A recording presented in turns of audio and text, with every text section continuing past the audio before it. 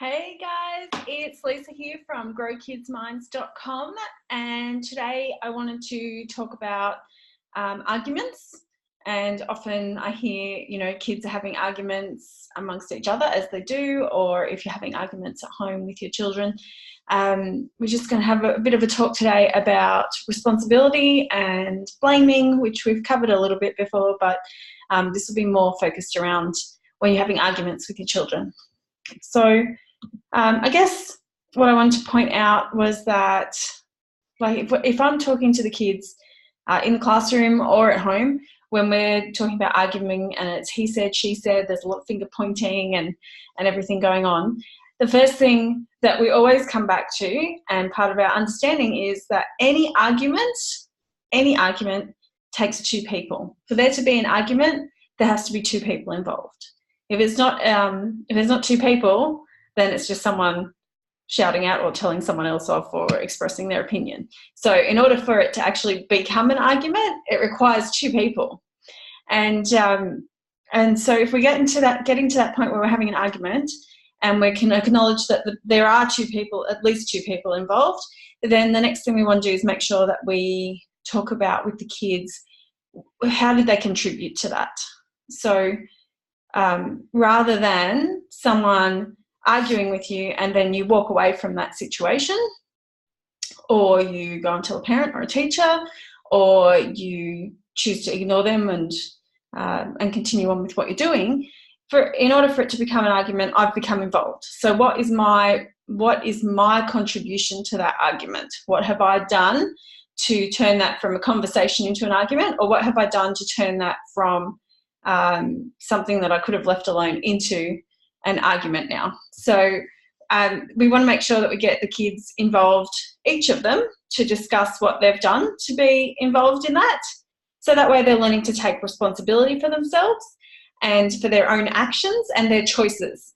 And then once they've done with that, then we want to flip it around. Rather than it being he, she, they, this, those sorts of things, we want to flip it around and remove the blame by owning where we are. So they want to state how they're feeling and what they can do next time. So if we're having an argument, then the conversation might be, okay, my contribution to this was that instead of walking away, I continued to go backwards and forwards about my belief versus their belief. That's older kid talk, but the little ones might say, I didn't walk away. That's how they're contributing to it. Or I started yelling. Or I don't agree with what they said. So depending on what age they're at, it depends on how many words you get and how much they understand what their contribution is. And then the next step is to state how they feel. So I felt frustrated. I felt hurt. I felt sad. I felt annoyed. Those sorts of things. So they'll make a statement about how they were feeling in that situation, and then what they can do next time to improve the situation. So let's do an example. Last night there was an argument at our house between the 13-year-old, and it started between him and the 8-year-old, and then ended up kind of becoming between him and his dad. So initially, the argument was more the 13-year-old just complaining that he didn't want the 8-year-old to be talking as much as he was. But instead of just saying, can you please be quiet, or can you just eat and stop talking so much? It's really bothering me. Or I feel, frustrated that you're speaking so much while you're eating.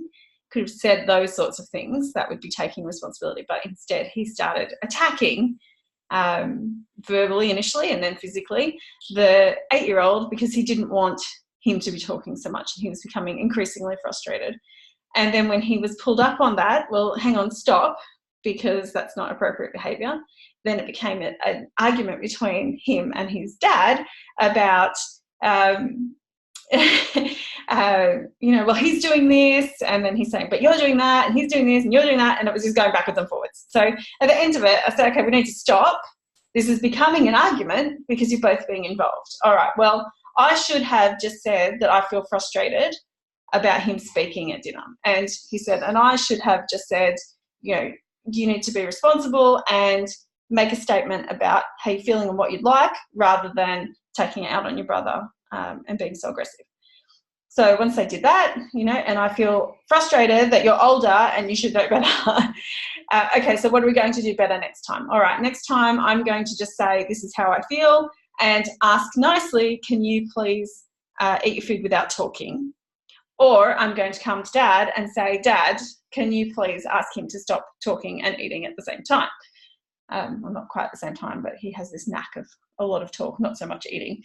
And, Dad is going to, next time, make sure that he doesn't get involved in an argument and just states clearly, this is what you need to do. And so that's, that's an older argument. When you're involved with kids, little kids are often bickering amongst themselves, saying something, stop, what are you doing right now to contribute to this? And they'll answer. And then the second thing is, how are you feeling? Because when you get into an argument, you have a feeling, and normally it's a negative feeling. We want to acknowledge that. So how are you feeling right now? And what can I do better next time, rather than letting it escalate to this point? So those are the three things. If the kid's arguing, those are the three things you want to go through. So 1, how did I contribute? So they're taking responsibility. 2, how am I feeling right now? Acknowledging those feelings, positive or negative. We have feelings, and that's okay. So we just want to acknowledge that. And 3, how can I improve this for next time so that it doesn't get to this level? All right, so that's it for today. That's solving arguments amongst children and adults. If you have any questions, please let us know. Otherwise, you can email us. We've got a proper email address now, hello@growkidsminds.com. And we'll be able to get back to you.